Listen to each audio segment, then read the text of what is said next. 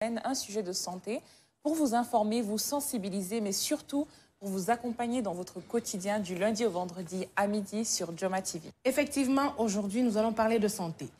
Chaque élément constituant le corps humain peut être malheureusement assujetti à des maladies qui, avec le temps, par manque de suivi, peuvent s'aggraver et affecter le cours de la vie de celui ou de celle qui en souffre. Le thème d'aujourd'hui porte sur une maladie particulièrement mystérieuse, la maladie de l'hémoglobine, appelée la drépanocytose. Alors, le moment santé de la causerie du midi, c'est maintenant.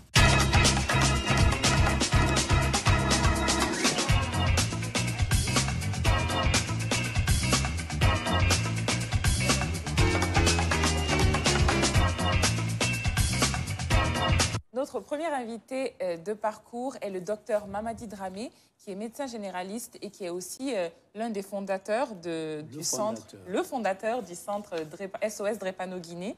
Bonjour, docteur Dramé. Bonjour, madame. Comment allez-vous? Je vais très bien, merci. Et vous-même? Bienvenue, ça va, merci. Bienvenue sur le plateau de la causerie du midi. Merci de m'avoir invité sur votre plateau. Nous sommes ravis de vous accueillir. Le plaisir est pour moi. Alors, aujourd'hui encore, nous avons notre cher chroniqueur, Semini Camara, mais aujourd'hui, il va venir en tant que chroniqueur, mais en tant que victime de cette maladie. Bonjour Semini. Bonjour. Comment tu vas? Tu vas bien? Tu es calme. Oui, je n'aime pas ça. Pas mal. Alors, bienvenue. Déjà, docteur Dramé, est-ce que vous pouvez vous présenter aux téléspectateurs, dire un peu ce que vous faites au quotidien, enfin, votre métier? Merci encore. Je renouvelle le remerciement que vous me faites en m'invitant sur votre plateau de parler d'une maladie que je n'appellerai pas mystérieuse, mais c'est une maladie méconnue, qui est la drépanocytose. Je suis médecin généraliste. Je me suis intéressé à la drépanocytose depuis très longtemps quand j'étais à Paris en tant qu'ancien attaché des hôpitaux de Paris, et cela depuis 1994. Depuis de cette date jusqu'à aujourd'hui, je me bats à la fois avec des confrères médecins, biologistes, pharmaciens, autres chercheurs, mais aussi avec des parents et des malades qui souffrent de cette maladie. Donc je suis rentré en Guinée en 1998 et je me suis, comment dirais-je, consacré à lutter auprès aussi des confrères, mais aussi des malades, pour que, même si on n'arrive pas à guérir cette maladie de façon définitive, surtout dans notre continent, l'Afrique, mais au moins à soulager les malades, à leur assurer une qualité de vie comme les autres. Et cela est possible.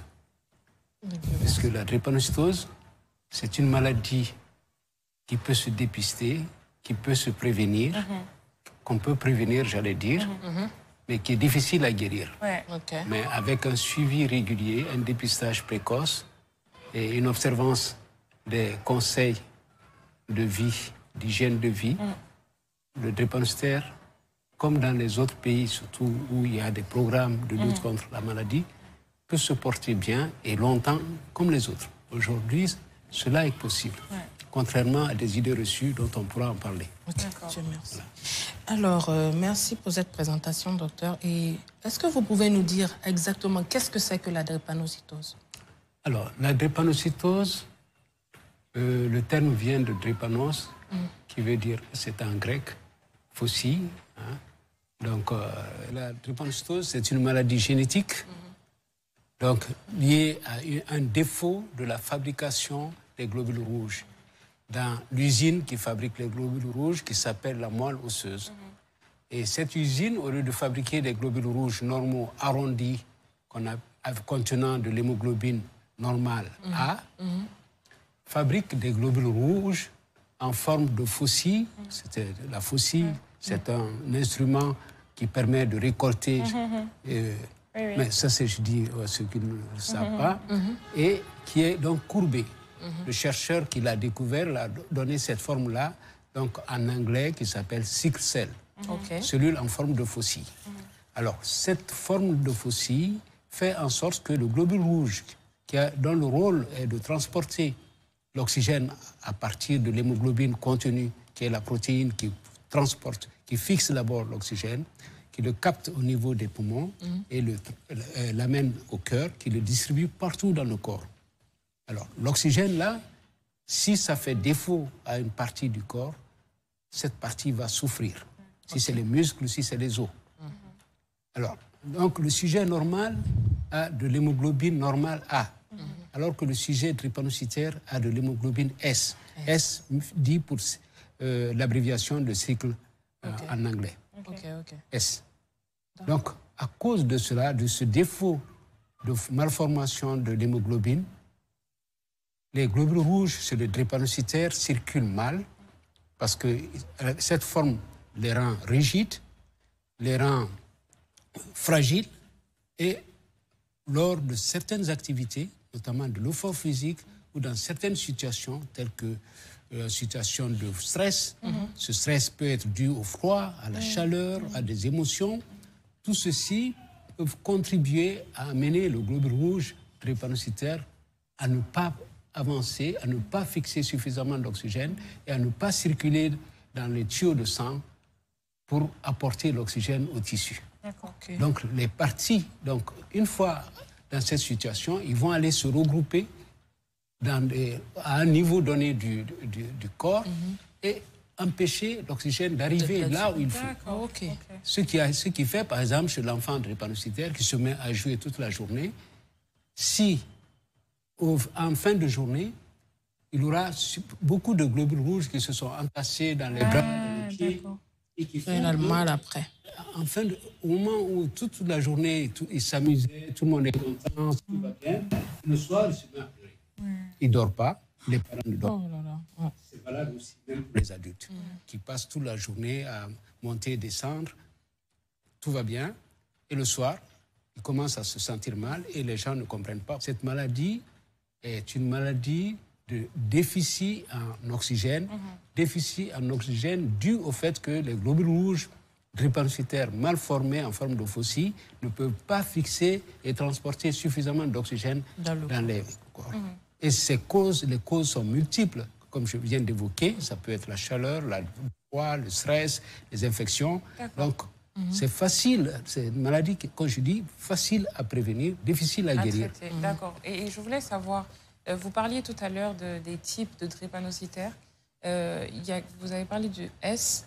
Quels sont les différents niveaux? Ce qui fait, comme c'est une maladie génétique et héréditaire, il y a deux types de populations de drépanocytaires.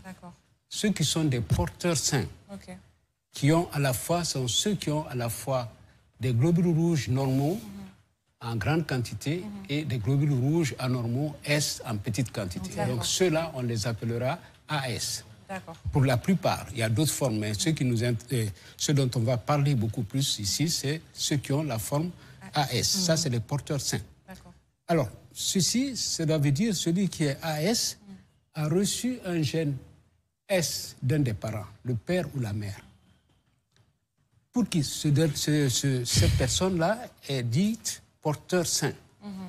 Parce qu'il a beaucoup de globules rouges normaux A et moins de globules rouges drépanocytaires. S. C'est le cas des parents, justement, qui aussi sont porteurs sains dans ce cas. Et dans ce cas, la maladie, elle est silencieuse, elle ne se manifeste pas. Et le sujet qui est porteur sain, s'il ne fait pas un examen pour savoir qu'il est porteur sain, il se comporte de la même façon que celui qui n'a pas du tout, qui n'a pas la drépanocytose. C'est ça le phénomène mystérieux, si on peut le dire comme ça, de la drépanocytose, c'est de savoir que c'est des porteurs sains qui donnent naissance à des malades. Mais dans la deuxième forme, malheureusement, c'est la forme maladie, il faut absolument qu'il y ait deux porteurs sains qui transmettent chacun une partie de l'hémoglobine anormale S. Donc, il faut que le père soit porteur sain AS et la mère porteuse saine AS. Dans ce cas, si chacun de ces parents-là transmet au moment de la fécondation le gène S, l'enfant aura donc en double dose de l'hémoglobine S. C'est pourquoi on l'appellera hémoglobine SS. Voilà, donc cet enfant-là, c'est lui qui va souffrir de la maladie. Alors qu'il aura des frères et sœurs qui seront soit porteurs sains, soit qui n'en ont même pas. Okay. Voilà. Donc ça aussi, c'est un tirage au sort. C'est un peu comme un jeu de pioche, en fait. Certains peuvent l'avoir. D'autres non. Voilà. Okay. D'accord. Incroyable. Alors, Sémini, toi, tu es victime de cette maladie. Pardon? Je dis, toi, tu es victime de cette maladie. Bien sûr. Et comme le docteur nous a dit, il y a les AS et les SS. Toi, tu es de quelle catégorie? Moi, je suis SS. D'accord. Oui, et dis-nous comment tu vis cette maladie depuis. Bon, c'est une maladie qui a été détectée, heureusement, très tôt. Parce que depuis le bas âge, je ressentais beaucoup de douleur. Donc, mes parents ont décidé de m'envoyer à l'hôpital pour essayer de comprendre pourquoi j'ai tout le temps de mal. C'est moi qui pleurais tout le temps parmi tous mes frères et tout ça. Donc, il s'avérait que, oui, j'avais le drépanocytose SS. Pourquoi SS d'abord? Je tiens à vous expliquer ça. Parce que pour être SS, il faut avoir 2 parents porteurs, vecteurs, tu vois. Donc, si ta maman est AS et que ton papa est AS, chacun d'eux donne ce qu'il peut. Le papa peut donner le S, la maman peut donner le A. Ça te fait un enfant AS. Mais par malheur, quand la maman donne le S et que le papa donne le S, c'est là que tu te reçois avec un SS. Voilà, comme moi, mon cas, par exemple. Et donc, c'est ce qui fait qu'on a notre circulation sanguine. Et la plupart des drépanocytaires sont forcément anémiés. On a un manque de sang, et ce qui fait que ça provoque souvent des coagulations. Et quand il y a des coagulations au niveau du sang, la circulation sanguine n'est plus normale. Donc, il y a certains organes qui ne vont pas bénéficier de tout le sang qu'il faut. Et ce sont ces parties-là qui commencent à vous faire mal. D'accord. Vous avez remarqué, un drépanocytaire, c'est différent du rhumatisme. Parce que le rhumatisme, on peut te masser. Le drépano, tu masses son pied, il te dit non, c'est ici. Tu masses ici, il te dit non, c'est aller là-bas. Voilà, pareil, c'est la douleur, c'est dans le sang. Donc, pour résumer, moi, je dirais que le drépanocytose, c'est une maladie de la douleur. Tout court. C'est une maladie héréditaire et c'est une maladie de la douleur. Donc, pardon de te couper. Tes parents savaient qu'ils étaient AS et AS? Non, je ne pense pas. Je pense pas. Ils l'ont su peut-être quand mon docteur leur a fait comprendre que je suis SS et les a donné la raison pour laquelle je le suis. Mais par contre, j'ai des frères qui sont pas de SS. maladie. Donc c'est un peu confus. Deuxièmement, il y a le traitement aussi. Voilà. Chaque porteur de la maladie est le seul capable d'expliquer ce qu'il ressent. Aucun médecin dans le monde ne peut vous dire ce que vous ressentez. Ce n'est pas possible. Parce que ça fait très mal. Il faut que quelqu'un qui a cette maladie-là vienne vous expliquer, comme je suis là, vienne vous expliquer vraiment quelle est la douleur qu'on ressent. Parce que je peux même le comparer à l'accouchement. Ah oui? Oui, les contractions. Voilà, c'est juste que nous, on les fait plusieurs fois. C'est comme des crises. Voilà, c'est des crises. En fait, ça peut être la poitrine. De ce qu'on t'a raconté de l'accouchement. Voilà. Ça peut être le dos, ça peut être les bras. Chaque drépanocytaire a ses crises. Et à sa manière de prendre la crise. Comme le docteur disait tout à l'heure, même des drépanocytaires qui vont à haute altitude, tu peux piquer une crise rien que pour ça. Être en haut d'un grand bâtiment ou être dans un avion. Oui, le stress, l'angoisse. Le froid, mais aussi la chaleur. Il y a aussi l'alimentation. C'est tellement complexe qu'on ne peut pas définir exactement ce qu'il faut pour éviter quoi que ce soit. Donc pour l'instant, c'est ce que je peux ajouter. Et donc, est-ce qu'il y a des périodes spécifiques où tu fais plus de crises? Parce que c'est comme ça qu'on appelle, non, des crises de drépanocytose. Des CVO, voilà. Les crises CVO. On le fait la plupart du temps dans des moments de fraîcheur, d'accord, dans des saisons pluvieuses. Parce que pendant la saison pluvieuse, le temps, il est humide et glacial. Moi, personnellement, le climatiseur ne me dérange pas. Ah ouais? C'est le ventilateur qui me dérange, parce que c'est un vent courant. Oui, c'est vrai. Moi, quand un vent courant me touche, c'est là que j'ai des soucis. Mais si c'est de l'air conditionné, ça ne me dérange pas. D'accord. Mais il y a d'autres drépanocytaires qui ne supportent même pas un éventail. J'en connais. Donc ça dépend. On a une collègue qui est drépanocytaire et le climatiseur, elle ne supporte pas. Même un petit bout de fraîcheur, elle est tout le temps pas habillée. Et quelles sont les périodes qui te font grâce? Par exemple, les périodes à laquelle tu peux dire, tu échappes un peu à ces douleurs. Non, il n'y a pas, ça n'existe pas. Ah oui? Même en été, même quand il fait chaud? Parce que même en été, si tu ne fais pas de crise, sûrement par ton alimentation, tu peux piquer une crise. D'accord. Par ton comportement sportif, tu peux piquer une crise. Par tes efforts physiques, tu peux piquer une crise. Il n'y a pas de moment bon pour ça. Le plus important, c'est de se connaître et de savoir quelles sont les choses qui vous poussent à faire des crises et les éviter au maximum.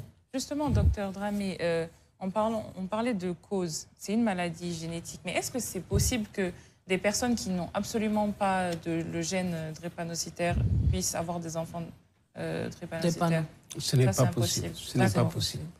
C'est des caractères héréditaires qui sont transmis. Alors, si les parents n'ont pas le gène héréditaire de la drépanocytose ne peuvent pas le transmettre à leur progéniture. Ok. Et si, par exemple, un parent l'a, mais pas l'autre, est-ce que l'enfant peut naître sain?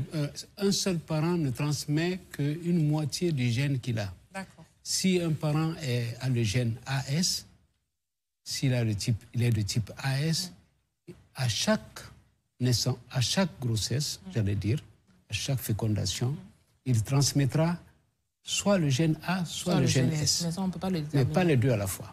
Ça, c'est mon cas, ça. Donc, moi, je suis aucun AS. parent ne peut donner un SS. Chaque parent donnera soit le A, soit le S. De cette combinaison vont naître 3 types d'enfants. OK. Si les 2 parents transmettent le A, s'ils sont tous les 2 AS, soit à chaque fécondation, ils transmettront soit le A, soit le S. Alors, si les 2 transmettent le A chacun, l'enfant qui va naître sera de type AA, il n'aura rien. Il n'aura rien, ok. Si un des parents transmet le A, que ce soit le père ou la mère, et que l'autre transmet le S, l'enfant sera AS. Mais si chacun des parents transmet le S, l'enfant sera SS. Je voudrais quand même rectifier notre cher ami, camarade, par rapport à la manifestation des globules rouges. Il n'y a pas de coagulation. Les globules rouges ne coagulent pas. Ils se déforment. Ils se déforment, ils vont s'agglutiner au niveau, faire un bouchon au niveau du tuyau de sang. Mais pas de coagulation. Donc, c'est ce qu'il bon, ça peut être la coagulation, peut être une autre complication, que ce soit dans la drépanocytose ou dans d'autres maladies. Ça, c'est d'un. De deux, alors, les facteurs qui provoquent la maladie sont assez divers. Comme il l'a dit, le vécu est individuel. Le vécu est individuel, mais comment dirais-je, la manifestation, que ce soit à la chaleur, au stress, à l'émotion, ça dépend du sujet. Et le froid est un facteur de stress. Bien, alors, qu'est-ce qui est important? Le message qui serait important à faire connaître au public, c'est de savoir que cette maladie, elle est dans la population africaine en grande majorité des cas. Et chaque année qui fait, à chaque année, il naît dans nos pays, en Afrique, près de 300 000 bébés atteints de la drépanocytose, de la forme maladie. Et ces 300 000 bébés, moins de la moitié atteindront l'âge adulte. À cause de quoi? C'est pas du fatalisme, à cause, du manque de dépistage précoce, du manque de suivi, du manque d'accès aux médicaments qui peuvent lutter à la fois contre les maladies infectieuses et contre les complications. Alors que c'est une maladie qu'on peut prévenir. Prévenir de façon primaire, c'est-à-dire éviter de faire naître dans une famille un enfant drépanocytaire. Ceci, c'est comment? En faisant le dépistage avant la naissance. Le mariage. Le mariage, oui. Mais cela doit se faire même bien avant. On doit le mettre comme des groupes sanguins, comme tout dépistage. On devrait le faire vulgariser depuis dans les lycées et collèges, puisque dans les collèges même, on a des cas malheureusement de naissance précoce, des grossesses précoces, dans les lycées et dans les universités. Donc, et aussi bien sûr dans d'autres milieux professionnels, parce que ce n'est pas dans et dans les villages aussi, en milieu rural, ceux qui ne vont pas, les jeunes qui se marient très tôt. Donc, si on mettait au point un dépistage à la fois volontaire, mais aussi qui est facile d'accès, parce que quand on demande dépistage, il faut des moyens pour faire le dépistage. Malheureusement, ces moyens-là, c'est quoi? C'est avoir des laboratoires qui sont équipés de matériel de dépistage, notamment d'électrophorèse, accessible à la population, aussi bien aux plus démunis qu'aux plus aisés, pour pouvoir faire le dépistage. Parce que si on dit aux gens, faites-vous dépister avant de vous marier, ils vont se poser où? Parce que surtout, faire comprendre, c'est donc faire comprendre à la population que cette maladie se transmet par des porteurs sains, des gens qui ignorent. Quand on leur dit que vous pouvez être porteur sain, ils vont vous dire non, parce qu'ils se portent bien. Et ainsi que quand on est un enfant drépanocytaire au sein d'une famille où l'homme et le garçon et la fille se portent bien avant de se marier, ils vont dire, mais nous, on se porte bien. Mais quand on leur explique qu'on fait de la vulgarisation, comme une émission comme celle-ci, au moins ils comprendront que c'est une nécessité. Parce qu'avoir un enfant drépanocytaire dans un jeune couple, ils vont dire, on se marie parce qu'on s'aime bien. Mais si vous leur dites, faites-vous dépister, et qu'ils disent non, nous, il n'y a pas de problème, alors qu'ils ne vont pas comprendre. Il faut expliquer, il faut de la sensibilisation. Et c'est de cette sensibilisation que les jeunes vont aller. Mais il faut que cette sensibilisation s'accompagne d'accès au dépistage. Et que ce dépistage soit à la portée de leurs moyens financiers. Si cela n'est pas, malheureusement, même on a beau dire allez vous dépister, s'ils vont il n'y a pas de laboratoire pour faire le dépistage, et s'il y a un laboratoire et que ça coûte cher, le dépistage ne se fera pas. Et malheureusement... Mais justement, quels sont les signes cliniques de la drépanocytose? Vu que nous sommes dans une politique de sensibilisation dans cette émission, quels sont les symptômes? Alors, voilà. Donc, la drépanocytose se manifeste au plus petit âge, c'est-à-dire dès les 3-4 premiers mois de la naissance. Parce que c'est à partir de ce moment que les globules rouges drépanocytaires commencent à fonctionner chez le bébé. Jusqu'à 3-4 mois, l'enfant a beaucoup plus d'hémoglobine, de globules rouges de type fœtal. Et c'est son usine, la moelle osseuse, ne commence à fabriquer ses propres globules rouges qu'à partir du 4e mois. Et c'est à partir de ce moment que se manifestent les signes de la maladie qui sont de type de gonflement des dos des mains et des pieds, qu'on appelle syndrome pied-main ou dactylite. À ce moment-là, dès que vous observez, les parents observent ces signes-là de gonflement, ils vont penser que l'enfant est tombé ou tiré par les bras, ainsi de suite. Alors que c'est les premiers signes qui alertent les parents sur la maladie. Donc, mais ce qui serait important, c'est de pouvoir faire un dépistage dès la naissance, qu'on appelle dépistage néonatal.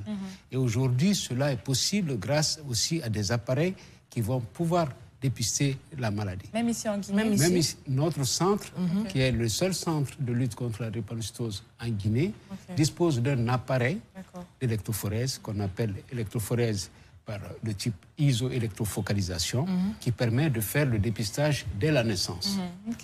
Donc, mais c'est insuffisant pour une population de plus de 12 millions d'habitants de n'avoir qu'un seul centre. Qu'un seul centre, oui, quand même, c'est vrai. Donc, ce qui est important, parce que au lieu de nous appesantir trop sur les manifestations, voyons d'abord, cette maladie peut être prévenue en formant les médecins, en formant des infirmiers, des biologistes, et en équipant des centres, au moins dans les régions, en appareils de dépistage, qui sont aujourd'hui, il existe, nous sortons du 4e congrès mondial de lutte contre la drépanocytose. Il y a des kits de dépistage rapide qui vont être mis sur le marché et qui permettent au moins qui vont permettre aux populations des régions reculées de pouvoir faire le dépistage sur place, comme on fait avec les tests rapides de paludisme. Donc ça, c'est une grande avancée et qui nous permet aujourd'hui de pouvoir faire la prévention de la drépanocytose dans les milieux les plus reculés. Mais ça demande des moyens, ça demande de l'implication. De l'implication du pouvoir public. Sémini, toi, quand est-ce que tes parents ont su que tu étais malade? C'est quand tu étais petite, toi-même, tu as commencé à dire que tu avais mal ou tu étais plus jeune? Quand j'étais petit, je n'étais pas conscient, on va dire, je ne me rappelle plus. La seule chose dont je me rappelle, c'est ma première hospitalisation à l'âge de 15 ans. Ah, okay. Là, je suis bien conscient que j'ai telle maladie, j'ai telle douleur. Là, je peux m'exprimer, je peux bien expliquer aux parents ce que je ressens. Ouais. Mais je le ressentais bien depuis bébé. Mais tu ne savais pas comment l'expliquer. Oui, je ne peux pas l'expliquer. Quand je dis j'ai mal ici, on me masse ici, après j'ai mal à gauche, j'ai mal à droite, ça monte, ça descend. Voilà, donc, ça, après, au fait, le problème, c'est qu'il faut faire un examen électrophorèse. Et quand tu fais l'examen, c'est ce qui va te permettre de savoir si tu es drépano ou pas. Avant de, comme ce que le docteur disait tout à l'heure, avant de faire des enfants ou bien avant de vous marier et tout, c'est ce qui est le plus important, parce que c'est une maladie qu'on ne peut pas guérir. Voilà. Et moi, c'est une maladie qui ne me fraye pas parce que c'est juste la douleur. C'est seulement la douleur qu'il faut pouvoir vaincre. Et moi, j'ai su maîtriser mes crises parce que j'ai su me connaître. Tu sais ce qui enclenche les crises. Oui, parce qu'ils m'ont fait comprendre que oui, je n'allais pas atteindre l'âge de 15 ans. Après, ils m'ont dit je ne vais pas atteindre 20 ans. Après, ils ont dit je ne vais pas atteindre 25 ans. J'ai dit vous allez seulement. Moi, je suis derrière vous. Donc, on est resté dans... J'ai piqué ma plus grosse crise à l'âge de 17 ans. Tu vois, où j'arrivais même plus à respirer, j'avais mal à la poitrine, j'avais mal au dos, on me mettait de la morphine, on me mettait tout ce qui pouvait me calmer. Donc, le dernier recours que les médecins ont eu pour calmer la douleur, c'est la morphine. Tu vois, mais avant ça, il y a d'autres anti-inflammatoires qu'on vous donne en fonction des douleurs que vous avez. Donc, moi, c'est dès lors que j'ai commencé à connaître ma maladie et puis j'ai commencé à l'étudier, au fait, à savoir comment faire pour éviter le maximum de crises.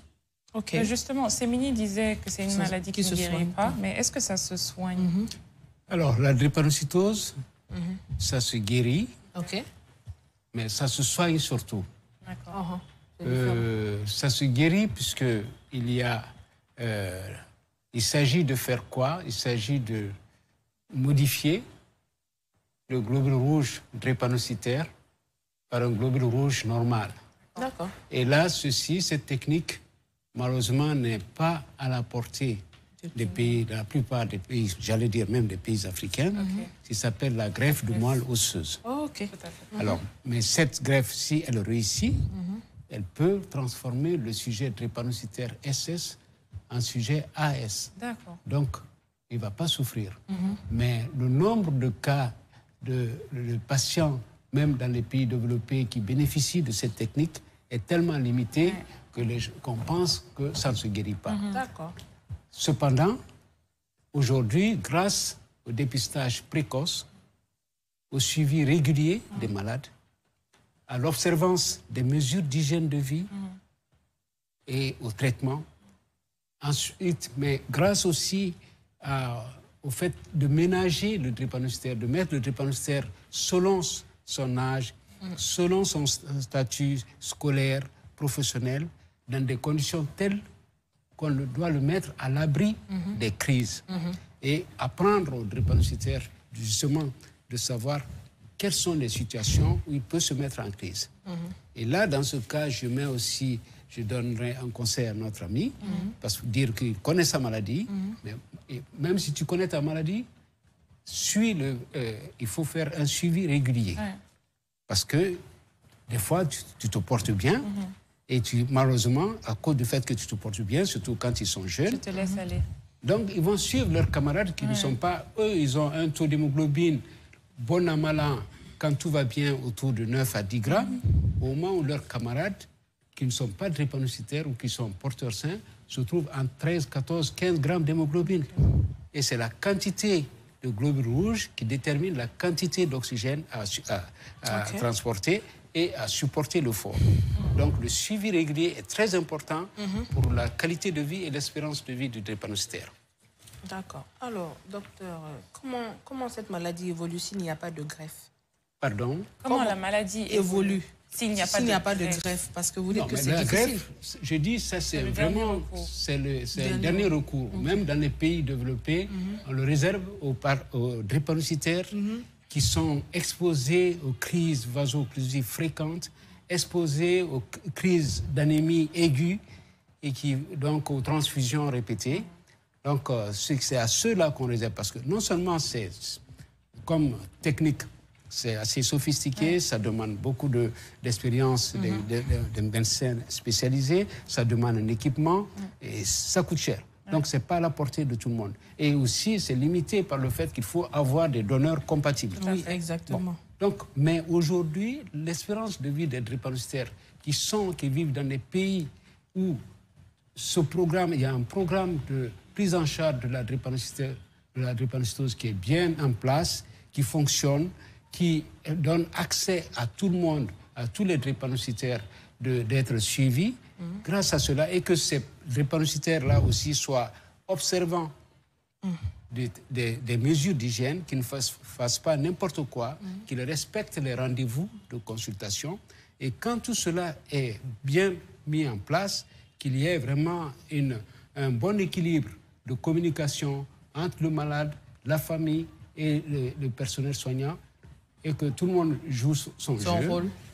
Les drépanocytaires, aujourd'hui, dans ces pays, ceux qui sont 60 ans ou plus sont vraiment courants. Ils ne sauraient même pas s'ils le sont. Alors c'est quand malheureusement ces mesures-là n'existent pas, là que le décès à l'âge très précoce est fréquent. C'est ce qu'on fait dire ou qu'on a fait dire malheureusement que la drépanocytose, il ne va pas vivre plus de 5 ans, 10 ans. Oui, exactement. Bon, les gens disent n'importe quoi et malheureusement ça démobilise les parents quand on leur dit ton enfant ne va pas vivre au-delà de 15 ans, 20 ans. Donc, ils vont leur dire il ne faut même pas investir dans la scolarité parce que ça ne sert à rien, c'est de l'argent perdu. Alors qu'aujourd'hui, dans notre pays, grâce au suivi, nous avons aujourd'hui une cohorte de drépanocytaires qui sont suivis de plus de 5000 depuis que nous évoluons. Et notre centre, chaque année au moins, suit notre file active, c'est-à-dire le nombre de drépanocytaires qui viennent chaque année en consultation dépasse les 2000 c'est comme c'est mini l'exemple d'un drépanocytaire qui vit encore. Il faut faire attention à ces jeunes qui disent moi je me connais, qui font tout de suite ils ont mais je pense quand même qu'ils se tramadol, ils connaissent les médicaments, d'autres malheureusement se piquent même avec du tramadol et ça c'est dangereux et malheureusement un jour ils seront exposés. Ça tombe bien d'ailleurs par rapport à ces différents soins quotidiens. Sémi, toi, quels sont les différents soins que tu fais? Parce que tu te fais suivre, ça. Oui, moi, la chance que j'ai eue d'abord, le médecin qui me suivait à Abidjan, c'était un Guinéen d'origine. D'accord. Donc, il a fini sa formation et il est venu en Guinée. Et quand moi aussi, je suis revenu en Guinée, il a fait comprendre à mes parents qu'il était en Guinée. Donc là, quand je suis revenu récemment, c'est avec lui encore que j'ai continué. Et je ne veux pas vous cacher, lui-même, il est un peu confus maintenant. Parce qu'il m'a même demandé de revenir quand on lui fasse les examens, parce qu'il n'est plus sûr même que je sois SS. D'accord. Mais ça, je lui ai dit, on verra. Parce que je suis un peu allergique aux hôpitaux, tout ça, il y a tout ça dedans. Parce que j'ai été un peu traumatisé par l'hôpital, au fait. Avec les piqûres, les trucs, l'odeur de l'hôpital. Oui, il y a un traumatisme derrière. Voilà, dès que je sens l'odeur de l'alcool et autres, là, ça me rappelle mes crises de quand j'étais gamin et tout. Donc, du coup, j'évite au maximum. Mais je compte y aller. Donc, je suis suivi. Au téléphone, quand j'ai des petits trucs, on parle tout le temps. On parle tout le temps. Je m'appelle Dr Camara, Keletigui Camara. Il est généraliste aussi, à Donka, tout ça. Donc souvent, il vient même chez moi à la maison. C'est d'abord mon tonton aussi, hein. Voilà, il faut le souligner, c'est un oncle. Donc je peux dire que je suis suivi, oui. D'accord. Alors, docteur, est-ce qu'il existe des traitements quotidiens Bien sûr. Qui sont administrés aux différents malades afin de calmer la maladie? Lors de nos consultations, dans notre centre médical qui se trouve à Nongo, Morikantea, le suivi des malades se fait de façon quotidienne et des rendez-vous sont donnés aux malades selon l'âge. Chaque mois, une fois par mois pour les nourrissons jusqu'à l'âge de 2 ans et tous les 2 mois pour ceux qui sont plus âgés. Ceci, quel que soit, même si tout va bien, il faut venir au contrôle parce qu'on ne sait jamais quand ils sont exposés, qu'ils vont à l'école et qui sont soumis souvent à des exercices physiques, qui font beaucoup de va-et-vient et qui ne s'alimentent pas ou qui ne boivent pas suffisamment. C'est l'occasion de donner des conseils, de savoir où ils en sont, de renouveler les traitements et de donner des conseils aussi aux parents. J'oubliais aussi que un samedi par mois, le dernier samedi de chaque mois, nous organisons une séance de causerie, comme vous, qu'on appelle éducation thérapeutique, pour les parents qui sont souvent affolés pour la première fois de savoir qu'ils ont un enfant drépanocytaire, ou ceux qui n'ont pas, dont les enfants viennent régulièrement en crise, en consultation, on se rend compte que souvent les parents ne comprennent pas pourquoi. Donc nous organisons cette séance-là un samedi par mois. Ceci pour réactualiser, toujours renouveler les conseils. Et donc, lorsque le malade vient en consultation, nous avons des prescriptions, après l'examen, des prescriptions en 2 parties. La première partie, où on prescrit des médicaments pour les plaintes du jour, et si c'est des douleurs, si c'est des infections, une bronchite, vous avez la prescription pour ça, pour éviter les complications. Et comme vous le dites, les drépanocytaires doivent, bon an, mal an, suivre un traitement qui consiste notamment à complémenter son niveau d'acide folique, qui est une protéine qui permet de remonter son taux d'hémoglobine. Ensuite, surtout pour les tout petits, jusqu'à l'âge de 5 ans, voire 10 ans, les mettre sous antibioprophylaxie, c'est-à-dire un antibiotique qui permet d'éviter les complications liées à un microbe qu'on appelle le pneumocoque, et qui, au cas où ils ne sont pas surtout vaccinés contre cette maladie, qui prennent régulièrement aussi. Okay, d'accord. Et le 3e médicament qu'ils doivent prendre régulièrement, mais de façon séquentielle, c'est l'antipaludéen. Parce que le paludisme est un facteur aggravant de la drépanocytose, c'est le sujet SS. Le sujet AS est censé être protégé grâce à son état de porteur sain. Par contre, le sujet SS, quand il fait le parasite du paludisme va attaquer les globules rouges, les éclater et aggraver l'anémie. Donc voilà les 3 médicaments que nous prescrivons, bon an, mal an, chez les drépanocytaires, enfants comme adultes. C'est très intéressant. Et justement, Delphine est allée dans votre centre pour faire une petite prise de vue et encore vous poser d'autres questions par rapport au sujet. On va regarder ça dès maintenant.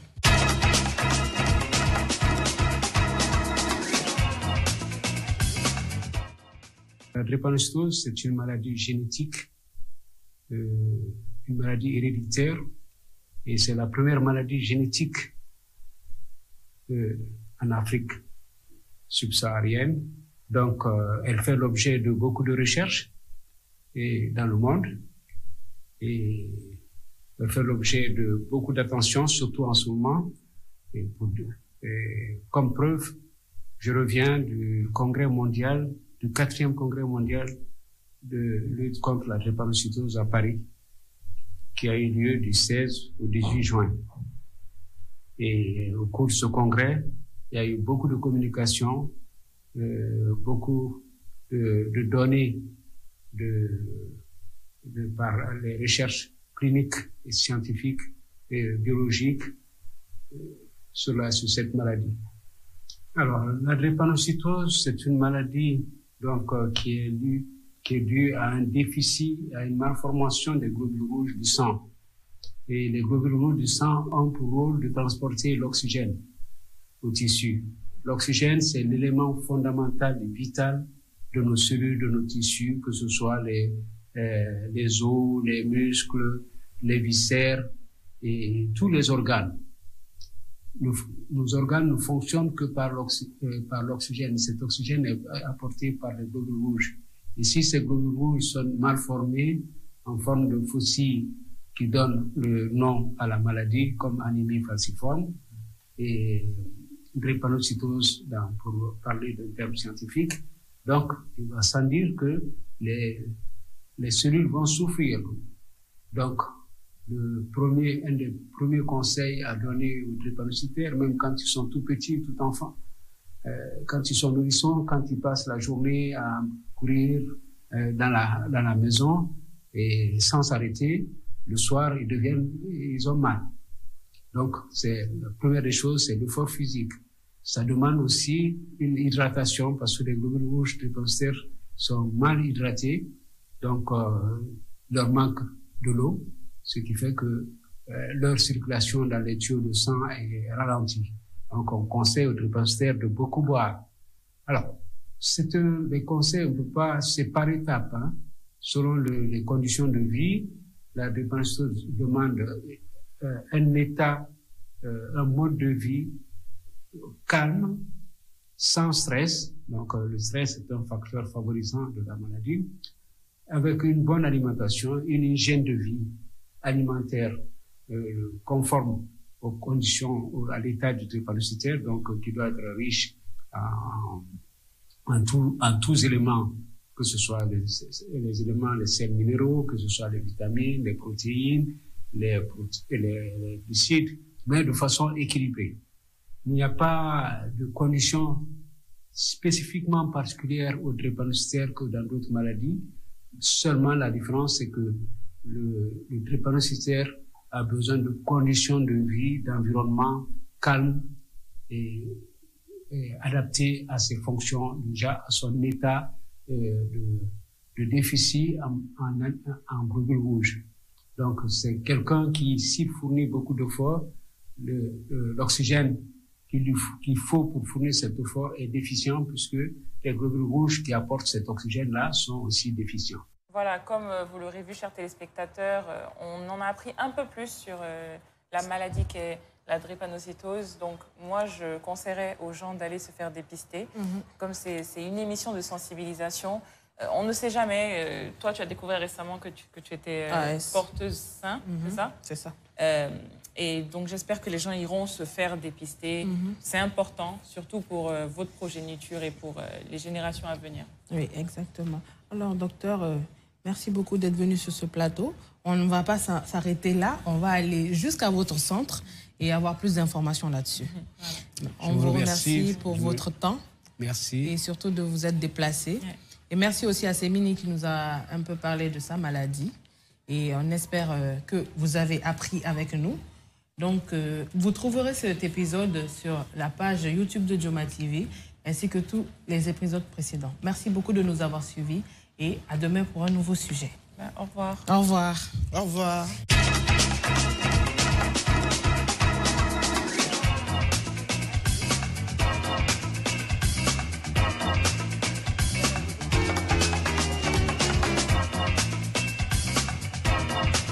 MT Solutions vous a proposé la causerie du midi. Avec MT Solutions, faites appel à un réseau de compétences internationales pour tous vos projets.